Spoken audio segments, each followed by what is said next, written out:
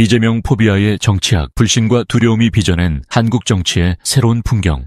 최근 한국 정치는 이재명 포비아라는 새로운 단어가 생겨날 정도로 이재명 더불어민주당 대표를 둘러싼 극단적 평가와 감정적 반응이 부각되고 있다. 정치권뿐 아니라 언론과 온라인 커뮤니티를 중심으로 이재명 대표에 대한 찬반 여론이 거세게 충돌하면서 일부에서는 이재명이라는 인물을 아예 위협적 존재로 여기는 듯한 태도를 보이기도 한다. 이러한 공포나 불안감을 가리켜 이재명 포비아라고 부르는 현상이 나타나고 있는 것이다. 과연 무엇이 이런 극단적인 양극화를 불러일으켰을까? 그리고 이재명 대표에 대한 공포감 혹은 불신은 어디에서 기인하는 것일까? 여기서는 최근 국내 여론과 정세를 토대로 이재명 포비아의 배경과 의미, 그리고 한국 정치의 구조적 문제까지 짚어보고자 한다. 이재명 대표를 둘러싼 각종 의혹과 정치적 사건은 이미 수년 전부터 지속되어 왔다. 성남시장 재임 시절부터 불거진 여러 의혹은 그가 경기도지사를 거쳐 대선 후보가 되면서 더욱 뜨거운 이슈가 되었다. 여기에 더해 대선 이후 야당 대표로서 정부 여당을 강하게 견제하는 역할을 맡으면서 이재명 대표를 겨냥한 여론전 또한 심화되는 모양새다. 이 과정에서 그의 이미지에 대한 대중인식이 극단적으로 분화되고 있다. 지지층은 이재명 대표가 기득권 정치에 맞서는 강력하고 추진력 있는 정치인이라며 환호한다. 반면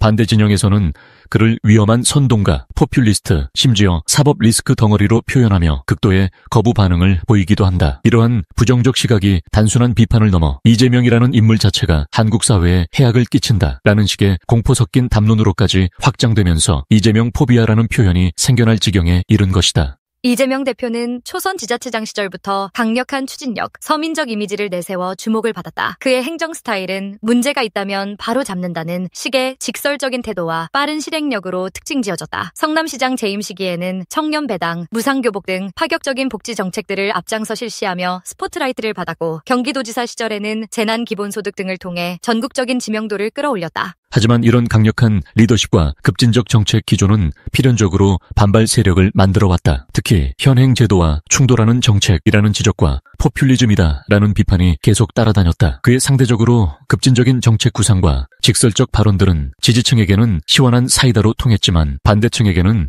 예측 불가능하고 위험한 정치인이라는 인상을 주기에 충분했다. 바로 이 점이 시간이 흐르며 이재명 포비아의 토대를 형성했다고 볼 수 있다. 이재명 대표가 겪고 있는 여러 수사와 재판 이슈 또한 그의 이미지를 둘러싼 공포감을 키운 요인 중 하나다. 대장동 성남FC 후원금 의혹을 비롯한 사법 리스크는 그를 둘러싼 정치적 논쟁의 중심에 서 있다. 일부 시민들은 이러한 의혹을 계기로 정말로 비리가 있는 것 아니냐라며 그의 도덕성을 강력히 의심하기도 한다. 물론 수사와 재판은 사법부의 독립적인 판단을 기다려봐야 하는 사안이고, 아직 유무죄가 확정되지 않은 상황에서 섣부른 단정은 금물이라는 의견도 많다. 그러나 정치적 이해관계가 걸린 사안인 만큼 언론과 SNS에서는 이 의혹들이 훨씬 부풀려지거나 반대로 과소평가되는 경우가 적지 않다. 특히 정치적 적대 세력과 일부 언론은 그가 죄를 지었다는 전제해 사안을 보도하는 경향이 나타나고, 지지층은 정권과 언론이 야당 대표를 탄압한다라며 결사항전을 선언하는 등 극과 극의 상황이 연출된다. 이때 한쪽에서는 이재명은 반드시 처벌돼야 한다는 공포 섞인 주장까지 나오게 되면서 자연스럽게 이재명 포비아가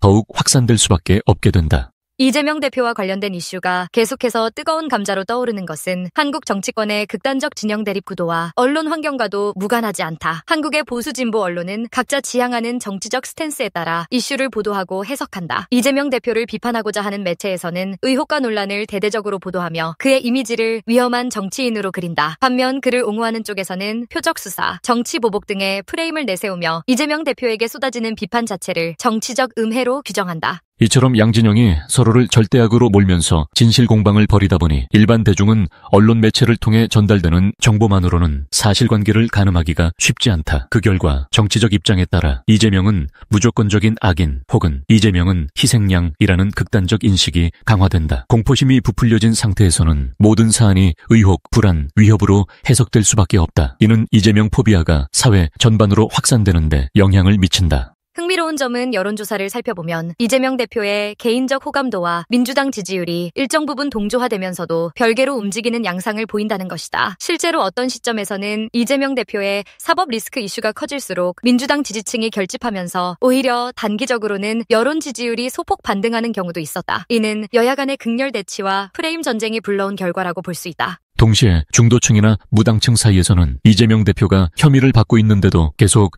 야당 대표로 활동하는 게 과연 적절한가라는 의문이 제기되며 정치 불신이 깊어지는 경향도 보인다. 즉 이재명 대표 개인에 대한 호불호는 더 강화되고 있지만 정치 전체에 대한 신뢰는 낮아지는 역설적인 상황이 벌어지고 있는 것이다. 이러한 현상은 한국 민주주의에서 정치 지도자에 대한 건강한 검증 과정을 밟기보다 진영 논리에 따른 맹목적 지지와 극단적 배척이 심화되는 징후로 해석할 수 있다. 결국 이재명 포비아는 이재명이라는 정치인을 향한 특정인의 공포감만을 의미하지 않는다. 그보다는 한국 사회와 정치권이 얼마나 분열되고 상대 진영을 위협적 존재로 여기면서 정치를 게임처럼 대하고 있는지 보여주는 상징적 지표라고 할 수 있다. 기존 기득권과 대립각을 세우는 정치인이 등장할 때마다 혹은 논란이 된 행정조치나 발언이 나올 때마다 사회 일부에서는 이를 곧장 사회체제를 뒤흔드는 위협으로 간주한다. 이는 정치인이 가진 개인적 리스크 때문이기도 하지만 한편으로는 사회 전반에 퍼져 있는 불안 심리와 정치 양극화의 결과물이기도 하다. 특히 경제적, 사회적 불확실성이 증폭되는 상황에서는 강한 리더를 원하는 열망과 위험한 리더를 막아야 한다는 경계 심리가 동시에 커진다. 이재명 대표가 주도적으로 추진했던 정책들이 기존 제도권과 충돌하거나 재정 부담을 유발한다는 인식이 있는 만큼 과연